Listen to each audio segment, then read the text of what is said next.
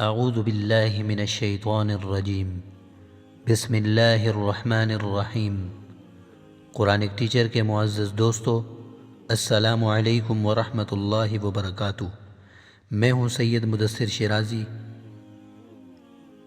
آج آپ حضرات کے سامنے حضرت ابوبکر صدیق رضی اللہ تعالیٰ عنہ کے قبول اسلام کا تذکرہ کرنا چاہوں گا۔ حضرت ابوبکر صدیق رضی اللہ تعالیٰ عنہ کو بچپن ہی سے رسول اللہ صلی اللہ علیہ وسلم کے ساتھ خاص انس اور خلوص تھا، اور آپ صلی اللہ علیہ وسلم کے حلقہ احباب میں داخل تھے۔ اکثر تجارت کے سفروں میں بھی ہمراہی کا شرف حاصل ہوتا تھا۔ نزول وحی سے 1 سال پہلے حضرت ابوبکر صدیق رضی اللہ تعالیٰ عنہ آپ صلی اللہ علیہ وسلم کی خدمت میں آتے جاتے تھے۔ آغاز وحی کے زمانہ میں بسلسلہ تجارت یمن گئے ہوئے تھے۔ جب واپس آئے تو قریش کے سردار ابو جہل، عتبہ، شیبہ وغیرہ ملنے گئے۔ اثناء گفتگو میں حضرت ابوبکر صدیق رضی اللہ تعالیٰ عنہ نے تازہ خبر دریافت کی تو کہا، سب سے بڑی خبر اور بڑی بات یہ ہے کہ ابو طالب کا یتیم بھتیجا مدعی نبوت بنا ہے۔ اس کے انسداد کے متعلق ہم تمہارے آنے کے منتظر تھے۔ یہ سن کر حضرت ابوبکر صدیق رضی اللہ تعالیٰ عنہ کے دل میں اشتیاق پیدا ہوا اور آیان قریش کو خوش اسلوبی کے ساتھ رخصت کر کے خدمت مبارک میں حاضر ہوئے۔ بعثت کے متعلق سوال کیا اور اسی مجلس میں قبول اسلام سے مشرف ہوئے۔ حضرت محمد صلی اللہ علیہ وسلم نے فرمایا، میں نے جس شخص کے سامنے اسلام پیش کیا اس میں ایک قسم کی جھجک اور تردد و فکر ضرور پائی، مگر ابوبکر صدیق رضی اللہ تعالیٰ عنہ کہ جس وقت میں نے ان کے سامنے اسلام پیش کیا انہوں نے بے جھجک قبول کر لیا۔ حضرت ابوبکر صدیق رضی اللہ تعالیٰ عنہ کا آئینہ دل پہلے سے صاف تھا، فقط خورشید حقیقت کی عکس بندی کی دیر تھی، اور گزشتہ صحبتوں کے تجربوں نے نبوت کے خط و خال کو اس طرح واضح کر دیا تھا کہ معرفت حق کے لیے کوئی انتظار باقی نہ رہا۔ حضرت ابوبکر صدیق رضی اللہ تعالیٰ عنہ نے مسلمان ہونے کے ساتھ ہی دین حنیف کی نشر و اشاعت کے لیے جد و جہد شروع کر دی، اور صرف آپ کی دعوت پر حضرت عثمان بن عفان، حضرت زبیر بن عوام، حضرت عبد الرحمن بن عوف، حضرت سعد بن ابی وقاص، حضرت طلحہ بن عبید اللہ، یہ سب کے سب نے اسلام قبول کیا۔ حضرت عثمان بن مظعون، حضرت ابو عبیدہ، حضرت ابو سلمہ اور حضرت خالد بن سعید بن العاص بھی آپ ہی کی ہدایت کے بدولت دائرہ اسلام میں داخل ہوئے۔ حضور صلی اللہ علیہ وسلم نے بعثت کے بعد کفار کی اظہار ثانی کے باوجود 13 برس تک مکہ میں دعوت و تبلیغ کا سلسلہ جاری رکھا۔ حضرت ابوبکر صدیق رضی اللہ تعالیٰ عنہ اس بے بسی کی زندگی میں جان مال، رائے و مشورہ، غرض ہر حیثیت سے آپ صلی اللہ علیہ وسلم کے دست و بازو اور رنج و راحت میں شریک رہے۔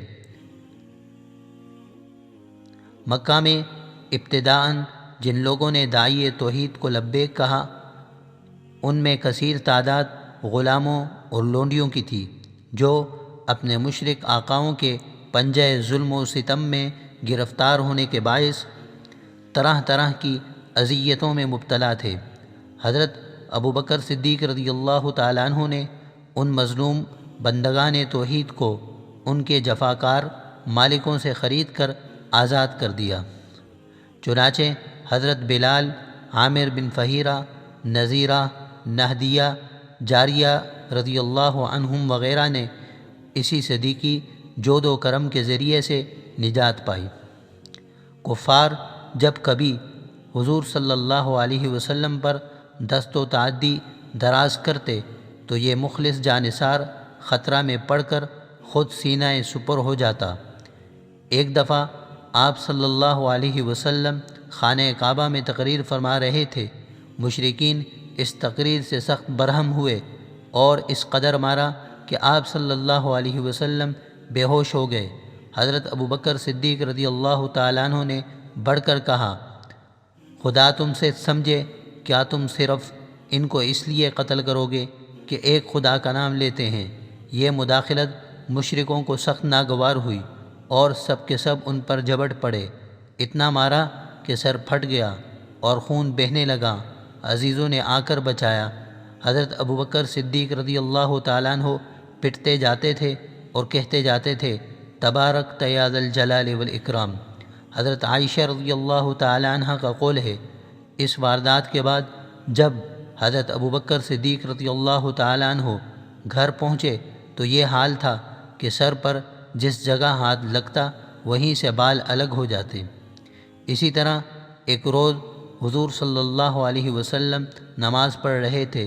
اسی حالت میں عقبہ بن معیط نے اپنی چادر سے حضور صلی اللہ علیہ وسلم کی گردن مبارک میں پھندا ڈال دیا۔ اس وقت اتفاقاً حضرت ابوبکر صدیق رضی اللہ تعالیٰ عنہ پہنچ گئے اور آپ رضی اللہ تعالیٰ عنہ نے اس ذلیل کی گردن کو پکڑ کر خیر الانام حضرت محمد صلی اللہ علیہ وسلم سے علیحدہ کیا اور فرمایا، کیا تم اس کو قتل کرو گے جو تمہارے پاس خدا کی نشانیاں لایا ہے اور کہتا ہے کہ میرا رب اللہ ہے؟ ایک دن حضرت ابوبکر صدیق رضی اللہ تعالیٰ عنہ ایک مجمع میں تبلیغ کی نیت سے کھڑے ہوئے اور اللہ اور اس کے رسول کی دعوت دینی شروع کی تو مشرکین غیظ و غضب کے عالم میں ان پر ٹوٹ پڑے اور ان کو بہت زیادہ زد و کوب کیا۔ عتبہ بن ربیعہ 2 پھٹے پرانے جوتوں سے ان کے چہرے پر اس طرح مارتا رہا کہ بعد میں ان کے چہرے کے خد و خال پہچانے نہ جاتے تھے۔ بنو تمیم آپ کو اس حالت میں اٹھا کر لے گئے۔ ان کو آپ کی موت میں کوئی شبہ نہ رہا تھا۔ دن ڈھلے آپ کو ہوش آیا اور پہلا لفظ جو آپ کی زبان سے نکلا وہ یہ تھا کہ بتاؤ رسول اللہ صلی اللہ علیہ وسلم خیریت سے ہیں؟ انہوں نے اس پر ان کو برا بھلا کہا۔ اس وقت جمیل جو اسلام لا چکی تھی ان سے قریب ہوئیں تو انہوں نے ان سے رسول اللہ صلی اللہ علیہ وسلم کے بارے میں دریافت کیا۔ انہوں نے کہا، آپ کی والدہ قریب کھڑی ہیں، سن لے گی۔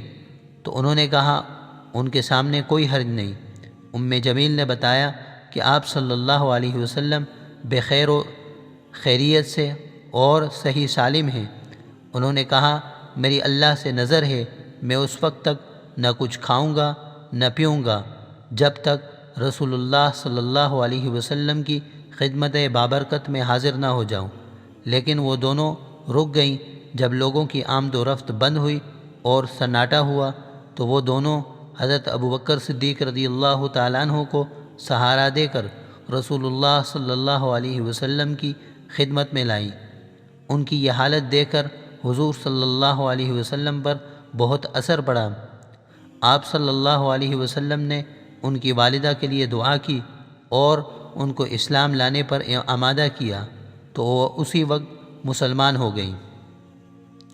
جس وقت حضرت طلحہ بن عبید اللہ حضرت ابوبکر صدیق رضی اللہ تعالیٰ عنہ کی تبلیغ سے ہلکا بگوش اسلام ہوئے تو حضرت طلحہ کے چچا نوفل بن خلید نے ان دونوں کو ایک ساتھ باندھ کر مارا اور حضرت ابوبکر صدیق رضی اللہ تعالیٰ عنہ کے خاندان نے کچھ حمایت نہ کی۔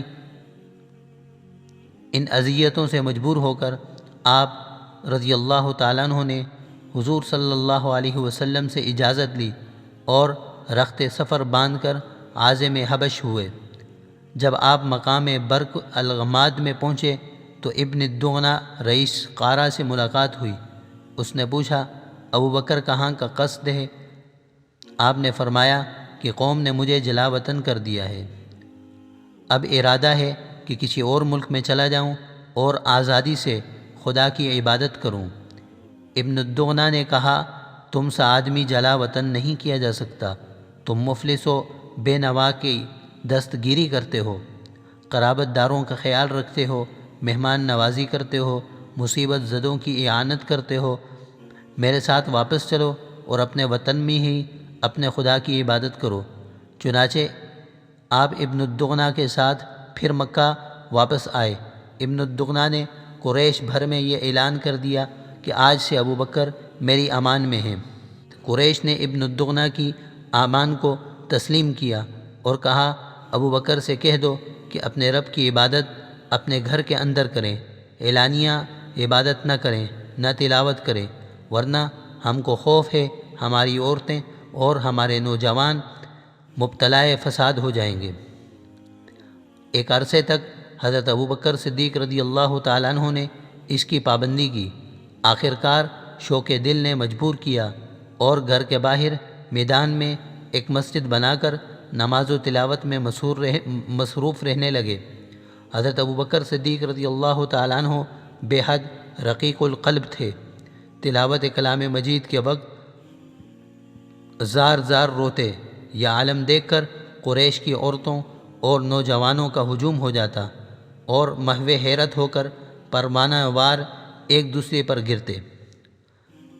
اشراف قریش یہ حالت دیکھ کر گھبرا اٹھتے اور ابن دغنا کو بلا کر کہا ابو بکر شرائط امن پر قائم نہیں رہے، باہر مسجد میں با اعلان نماز و قرآن پڑھتے ہیں، ہم کو اپنی عورتوں اور نوجوانوں کے گمراہ ہو جانے کا سخت اندیشہ ہے، ان کو روکو ورنہ اپنی پناہ واپس لو، ہم تم سے بدعہدی نہیں کرنا چاہتے۔ اسی کے ساتھ ابو بکر رضی اللہ تعالیٰ عنہ کو اعلانیہ نماز و قرآن پڑھنے کی اجازت بھی نہیں دے سکتے۔ ابن دغنا نے آ کر حضرت ابو بکر صدیق رضی اللہ تعالیٰ عنہ سے یہ ماجرا کہا تو انہوں نے جواب دیا تمہاری پناہ تم کو مبارک، میں اللہ کی پناہ سے خوش ہوں۔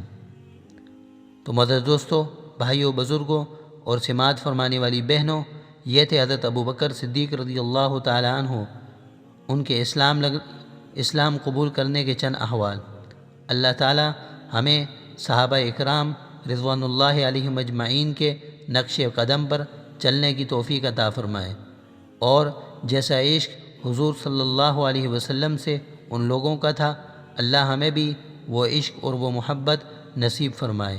وآخر دعوانا ان الحمد للہ رب العالمین۔